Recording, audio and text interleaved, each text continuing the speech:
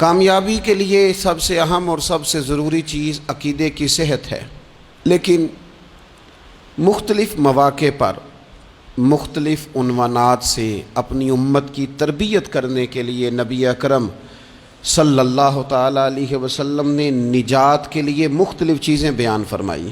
اخلاقیات کے باب میں، روحانیات کے باب میں اور تکمیل کردار کے باب میں، وہ ساری باتیں قابل عمل بھی ہیں، قابل توجہ بھی ہیں اور ہماری روزمرہ کی ضرورت بھی ہیں۔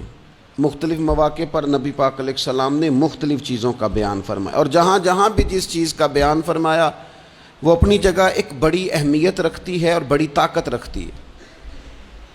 یہ حدیث جو آج ہماری گفتگو کا عنوان ہے، یہ ترمذی میں موجود ہے اور حضرت عقبہ بن عامر رضی اللہ تعالیٰ عنہ اس حدیث کے راوی ہیں۔ یہاں بھی انہوں نے نبی پاک علیہ السلام سے نجات کا راستہ پوچھا ہے۔ بہت ساری سوچیں، بہت سارے نظریات، بہت سارا فلسفہ، بہت سارے سمجھانے والے، بہت سارے قائل کرنے والے، اپنے اپنے انداز میں خیر کی بات بتانے والے لوگ ہر دور میں موجود رہے، لیکن بہرحال حرف آخر وہ ہے جو مدینے والے محبوب نے بیان فرمایا۔ نبی اکرم صلی اللہ تعالیٰ علیہ وسلم سے حضرت عقبہ بن عامر رضی اللہ تعالیٰ عنہ کہتے ہیں کہ میں نے عرض کیا، قلت یا رسول اللہ صلی اللہ تعالیٰ علیہ وسلم من نجات، کہتے ہیں میں نے پوچھا کہ یا رسول اللہ صلی اللہ تعالیٰ علیہ وسلم نجات کیا ہے؟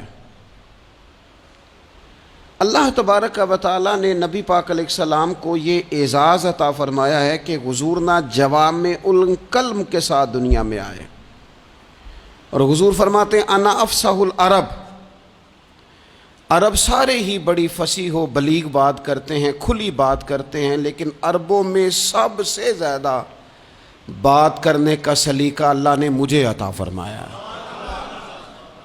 یہ حضور علیہ السلام کی شان اقدس ہے کہ بہترین انداز میں حضور تھوڑے جملوں میں گہری بات، الفاظ کے لحاظ سے وہ بات مختصر ہے اور مفاہیم کے لحاظ سے اتنی وسیع ہے کہ سارے سمندر اس کے اندر سمو دیے نبی پاک علیہ السلام۔ من نجاتو، بہت بڑی بات پوچھی، بڑی وسیع بات پوچھ لی، یا رسول اللہ نجات کیا ہے، کامیابی کیا ہے، فلاح کیا ہے؟ تو نبی پاک صلی اللہ تعالیٰ علیہ وآلہ وسلم نے 3 باتیں ارشاد فرمائیں۔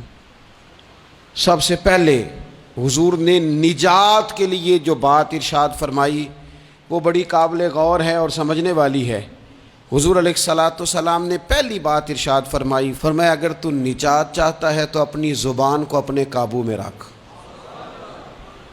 اپنے بولنے پر کنٹرول کر، تول کے بولنا شروع کر، اپنے لفظوں کی حرمت کا خیال کر۔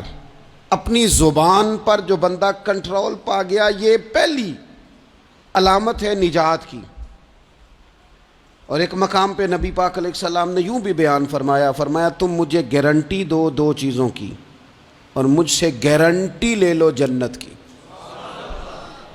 فرمایا تم مجھے اپنی 2 ٹانگوں کے درمیان شرمگاہ کی اور 2 جبڑوں کے درمیان زبان کی گارنٹی دے دو، اور میں اللہ کا محبوب ہو کے تمہیں جنت کی گارنٹی دیتا ہوں۔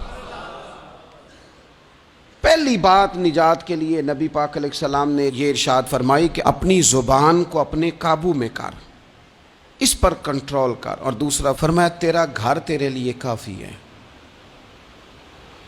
ادھر ادھر بلا وجہ نہ گھوما کر، بغیر سبب کے بہت ساری مجالس میں نہ جایا کر، ضرورت کے لیے جائیں، خیر پانے کے لیے جائیں، اچھے ارادوں سے سفر کریں۔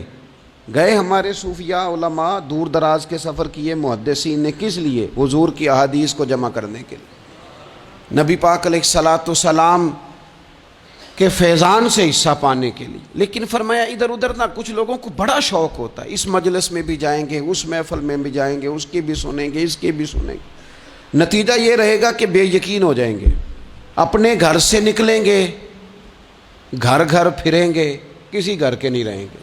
تیرے لیے تیرا گھر کافی ہے، اپنے گھر رہ، اپنا گھر جو ہے وہ وہ تجھے کفایت کرے، اپنے گھر میں قیام کر۔ یہ دوسری علامت ہے نجات کے لیے۔ اور تیسرے نمبر پہ نبی اکرم صلی اللہ تعالی علیہ وسلم نے فرمایا اگر تو نجات چاہتا ہے نا تو اپنی خطاؤں پہ رویا کر،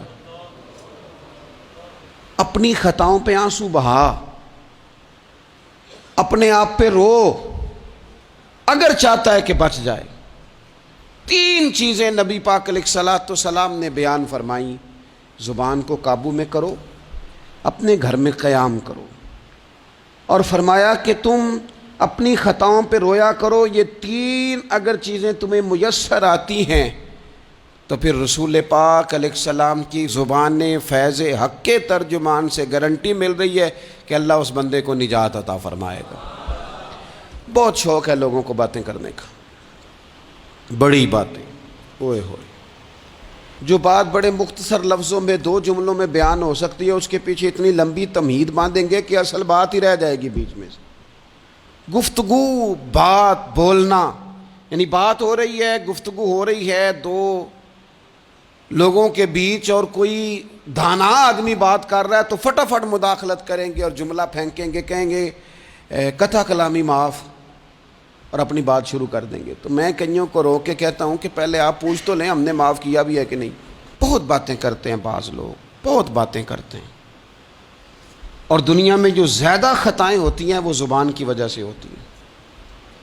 عملاً کوئی کسی کو کیا تکلیف دے گا، ہاتھ کوئی کسی پہ کیا اٹھائے گا، لیکن لفظوں کے تیر، جملوں کے ترش لہجے اور زبان کی کڑواہٹ، حضرت عثمان غنی رضی اللہ تعالیٰ عنہ فرمایا کرتے تھے کہ زبان تو روح کو گھائل کر جاتی ہے، بندے کو اندر سے توڑ کے رکھ دیتی ہے یہ زبان۔ بہت سارے لوگ تھے، انہوں نے بہت سارے جملے زندگی میں بولے، میں یقین سے کہتا ہوں کہ انہیں بھی پچھتاوا ہوا کہ یار مجھے یہ والا لفظ نہیں کہنا چاہیے تھا، لیکن کاش یہ بعد میں پچھتانے سے پہلے آپ سوچ لیتے۔ اور بہت سارے لوگ ایسے ہیں جو مجھے پتہ ہے جو وہ کہہ رہے ہیں وہ معافی ضمیر ان کا نہیں ہے، وہ ان کے خیالات نہیں ہوتے، لیکن وہ کہہ دیے انہوں نے، اور کہنے کے بعد اندازہ ہوا کہ یہ ہمیں کہنا نہیں چاہیے تھا۔ دوسرا ارشاد فرمایا کہ تو اس طرح کر، اپنے گھر کو نہ لازم پکڑ لے، تیرا گھر تیرے لیے بہتر ہے، تیرا گھر تیرے لیے کفایت کرنے والا ہے۔ شریعت اسلامیہ میں نا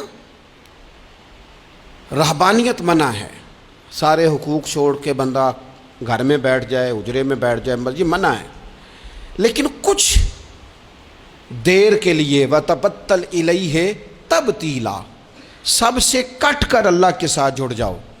قرآن مجید نے کہا وہ کیا ہے کہ کچھ دیر کے لیے خلوت ضرور اختیار، جیسے آپ اعتکاف میں بیٹھے ہیں، سب سے کٹ کے اللہ کے گھر آ گئے، یہ کچھ دیر کے لیے یہ کام کرنے کا ضرور حکم دیا گیا۔ آپ دیکھیے حضرت موسیٰ علیہ السلام، اسلام میں رہبانیت نہیں، سارے حقوق چھوڑ کے جانا نہیں، لیکن کچھ دیر کے لیے، تھوڑی دیر کے لیے حضرت موسیٰ علیہ السلام 40 دن کے لیے گئے نا کوہ طور پہ، پھر اللہ نے تو رات عطا فرمائی۔ وَإِذْ وَعَدْنَا مُوسَىٰ 40 لَيْلَةً، ہم نے موسیٰ علیہ السلام سے 40 راتوں کا وعدہ لیا۔ نبی پاک علیہ السلام کتنے کتنے دن جا کے پہلے غار حرا میں بیٹھے، پھر اللہ تعالیٰ نے وحی عطا فرمائی۔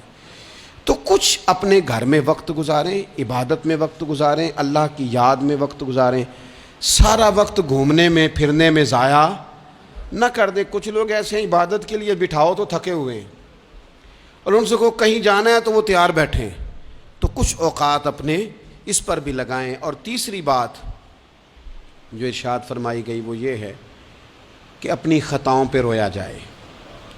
ہم نہ بڑا تبصرہ کرتے ہیں، بڑا رونا آتا ہے کسی کی مظلومیت پر، کسی کے دکھ پر، ملکی حالات پر، لوگوں پر، اچھی بات ہے، لیکن نجات کے لیے ضروری ہے کہ انسان اپنی خطاؤں پر بھی روئے۔ اور نبی اکرم صلی اللہ تعالیٰ علیہ وسلم نے فرمایا کہ اگر تمہیں اللہ کے خوف سے آنکھ سے اتنا قطرہ بھی نصیب ہو گیا جتنا مکھی اور مچھر کا پر ہوتا ہے، تو اللہ تبارک و تعالیٰ اتنا بھی تمہاری آنکھ سے آنسو نکل گیا تو جس طرح بھینس کے تھنوں سے نکلا ہوا دودھ دوبارہ تھنوں میں نہیں جاتا، تم بھی دوزخ میں نہیں جاؤ گے۔ اور 2 آنکھیں اللہ کو بڑی پیاری ہیں۔ یا رسول اللہ کون سی؟ فرمایا کہ جو رب کی رضا کے لیے پہرا دیتی ہے۔ اور ایک وہ آنکھ جو اللہ کے خوف میں آنسو بہاتی ہے. یہ دو آنکھیں اللہ کو بڑی پیاری ہیں. تو اس لیے یہ 3 باتیں آپ نے نہیں بھولنی. ایک تو یہ کہ اپنی زبان کی حفاظت کریں. ایک اپنے گھر میں، مسجد میں، اجرے میں کچھ دیر بیٹھ کے اللہ کو یاد کریں اور کوشش کریں کہ بغیر وجہ کے گھر سے نہ. اور تیسری بات یہ کہ اپنی خطاؤں پر آنسو بہانے کی کوشش کریں. اللہ تعالی ہم سب کو سمجھنے کی توفیق عطا فرمائے.